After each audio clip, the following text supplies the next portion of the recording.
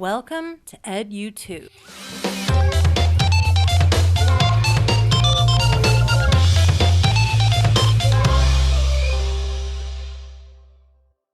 The Inca are often studied along with the Aztec and Maya, and while they're all people from the Americas, the Incas have a lot of differences from those groups and are exceptions to a lot of ideas about civilizations. Let's find out more about the Incas. Like many groups, the Incas had a legend of how their civilization began. There are a few versions of the story. This is a more common one. According to the legend, the Incas were created by the sun god Inti, who sent his son Manco Capac along with his wife and siblings to find their way through 3 caves with a golden rod.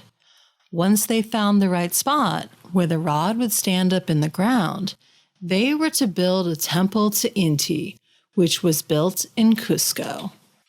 The legend says the temple was built in the early 1200s, which may have been the time of the original building. The temple structure that is there today was built about 200 years later. With those dates, the Incas weren't an ancient civilization at all. Their civilization grew very quickly, but began around 1200, long after the Olmec. After the Maya, the Aztec and Maya civilizations existed at the same time. While we're looking at this timeline, it's important to remember this shows when these groups had their own separate civilizations. The descendants of all these groups, their great-great-great-great-grandkids, give or take a few greats, are still very much around today. The Incas' capital city and first city was Cusco, and they gained control of land from Quito to Santiago, making theirs the largest empire ever in the Americas and the largest in the world at the time. At the height of the Inca Empire, their lands went through modern Ecuador, Peru, Bolivia, Chile, and Argentina. Most of this land is covered by the Andes Mountains, which can be a difficult place to farm and travel. You know how you see pictures of tall mountains and they have snow on top of them? This is because of altitude. How high up something is affects temperature and climate. One mountain can have many climates in a small area, or microclimates. As the altitude increases, the temperature decreases. So the further up the mountain something is, the colder it gets. Rain and snow are also affected by mountains. Winds bring clouds and rain, and when mountains are tall enough, they can block clouds from moving over them. So one side of a mountain that faces the wind can get extra rain, while the other side of the same mountain will get little to no rainfall. The Incas knew that different parts of mountains were good for growing different crops. They built terraces, or really large steps, along the sides of mountains and planted different crops in different areas and altitudes where they would grow best. The terraces were built of stone at the base of each step, with fertile soil on top.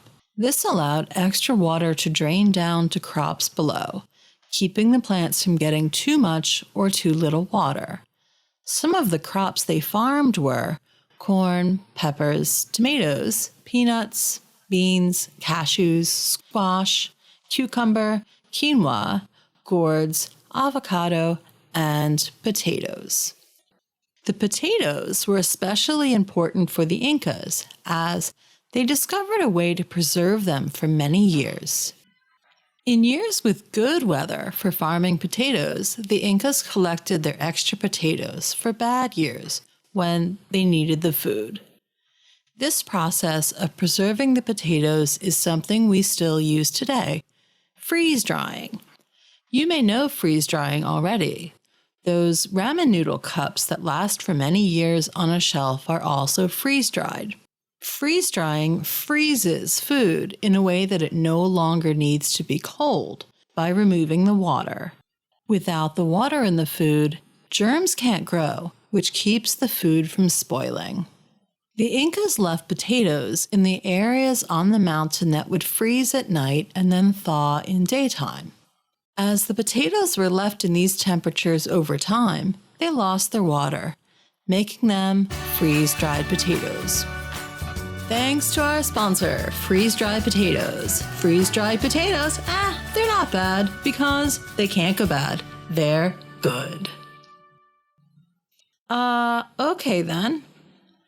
Having a source of food that lasted long winters and in years of drought allowed the Incas to feed their people, their armies, and to stay alive, which are all important things for an empire.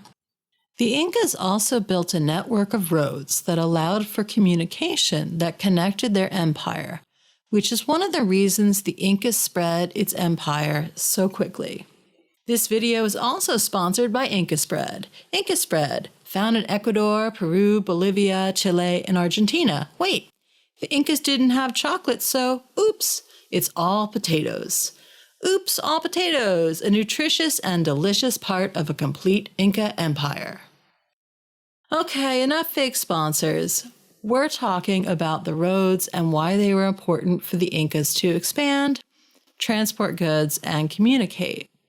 These roads aren't like one's cars used today because of the mountainous terrain of the Andes. Along with trails that people ran to bring packages and messages, there were stairways and suspension bridges connecting cities. And alongside these roads were rest stops that functioned a bit like those on modern highways, with food, motels, and fuel. These buildings were stocked with food, clothes, and had places to sleep, and even held weapons for Inca armies. Since these roads had stairs and rope bridges, the Inca did not use wheels to transport things because wheels don't do well on stairs and narrow, shaky bridges. It's not that the Inca didn't know how wheels work. They made children's toys that have wheels. It's just that wheels weren't very well suited for the geography the Inca lived in. The Inca created a system to expand its empire into land ruled by others, and these roads and supplies were part of it. When the Sapa Inca, the ruler of the Inca, wanted to rule somewhere new, they would first send the leader of that land a gift. These gifts were generous and meant to impress the leaders with the Incas' abundant resources and craftsmanship. But accepting these gifts would mean that the Inca would rule the land and people, receiving taxes and soldiers. Declining the gift would lead to the Incas invading, and the Incas were famously good at winning wars. Professional Inca soldiers would then arrive with a parade of music and banners, showing how well-equipped and organized they were to the opposing army. This strategy caused other armies to fear the Incas' military and gave them a reputation for being fierce throughout the land. Once the Incas' army won, the local leaders were executed. As more leaders learned about the Incas' strength and likeliness to kill them, leaders became more inclined to accept the gifts when they arrived. The Inca divided up its empire into quarters they called suyu, which is a similar idea to states or provinces. At the center of the empire was the capital city of Cusco. Each suyu had smaller parts called wamani, and the tribes that were conquered or had aligned with them by accepting gifts were often divided this way. The smallest division of government were the Ailu, which were groups of families that shared land and paid taxes to one person.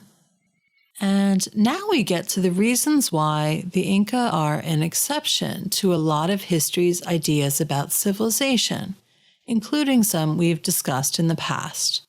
When we say the Inca citizens paid taxes, they paid with crops and labor to the Sapa Inca.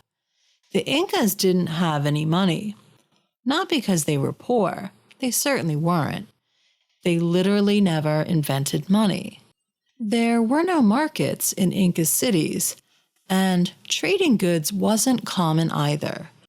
The economy was entirely planned by the government, so when people paid their taxes with goods and labor, and you really did not want to get caught cheating the Sapa Inca, the Inca would then give everyone food and items they needed. This is why having food that could be stored for a long time was also important, so there were times that people ate a lot of freeze-dried potatoes. Freeze-dried potatoes, Hey, we're supposed to be done with ads. Ugh. Trying to feed everyone in an empire isn't uncommon. Hungry people are harder to govern, and hungry armies don't fight well. But guaranteeing food in exchange for taxes is very uncommon.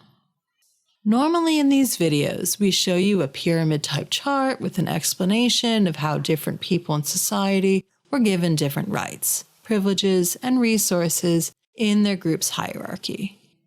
We'll do something different this time because we're talking about exceptions, and it's not that the Incas didn't have a hierarchy. They very much did. So this time, to explain how hierarchy usually works, we're introducing the wheel of cake.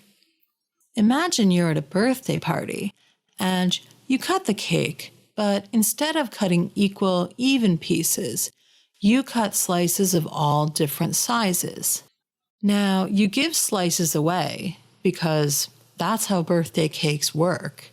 But let's make it completely at random, so don't think you're going to get the biggest slice. Some people might have half of the entire cake to themselves. Others might get what seems like a regular slice. A few get big slices. Many get tiny slices that can barely stand, and the really unlucky could just get crumbs. Using this example with cake, those few that got the most cake were the Sapa Inca, considered as emperor and god. This was very few people, but even dead Sapa Inca were considered to still rule over the empire. Other nobles, priests, royalty, and their descendants also received a very large slice of cake, and they didn't have to pay taxes. All of them got exclusive designer clothes with jewels in them. Some of them hated to be seen in the same outfit twice. Tax collectors, record keepers, and tribal leaders called Caracas were just below nobles. Most paid taxes, but often their jobs were those taxes. How records were kept is another exception. We'll talk about that in a minute. The large majority of people got quite small pieces of the cake, commoners. Architects and engineers had the most prestige of commoners, followed by crafters of pottery, gold, and household items. These people gave their products to leaders as taxes. At the bottom were farmers, who were required to give crops to the government and also work as part of their taxes. They could be called to help build things or fight in the army. It was a lot of work to be at the bottom. The idea of slavery did not exist in the Inca Empire. Commoners worked very hard for the government to pay taxes, and the penalties for theft and cheating on taxes were extremely harsh. While nobody in the Inca Empire was considered owned as property like a slave, working hard for the Sapa Inca didn't exactly seem optional. Even so, here, nobody just gets crumbs of the cake. The wheel of cake is a different way to explain hierarchy of status, rights, and resources that is common in many societies, not just the Incas, and again, food was a guarantee to every citizen. You may have noticed we haven't named a major river where this empire began. That's because while there certainly are rivers in the Inca Empire, Their water supplies were heavily managed by engineering of aqueducts, terraced farming, fountains in cities, and an elaborate system of water channels that kept water flowing. So, it's another way the Incas were different than most empires. The last thing about the Inca Empire that is an exception to the ideas about what civilizations have in common is how their records were kept. Writing systems are considered a trait of civilization, but when we think of writing, it's generally symbols drawn or carved onto something flat. The Incas' records were kept using quipu, which were an elaborate series of knotted strings hanging from a single string. The number and types of knots, the colors of string, and the locations all had meaning, which was explained orally by family members passing down their jobs as record keepers. Many of these quipu were destroyed when the Spanish arrived and conquered the Incas. Not many of the Incas' quipu are still around today. Like with the Inca and Maya, the arrival of the Spanish brought an end to the Inca Empire. The mountainous terrain made conquering them difficult. Diseases brought to South America killed thousands.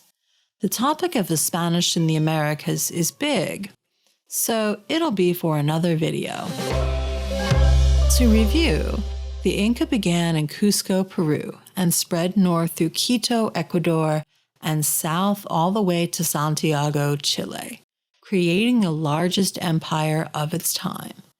The Inca's military strength and its strategies to inspire fear into neighboring people allowed its empire to grow rapidly through conquest and alliances. They survived and flourished in difficult conditions through engineering roads, mountain farming, and preserving crops through freeze-drying.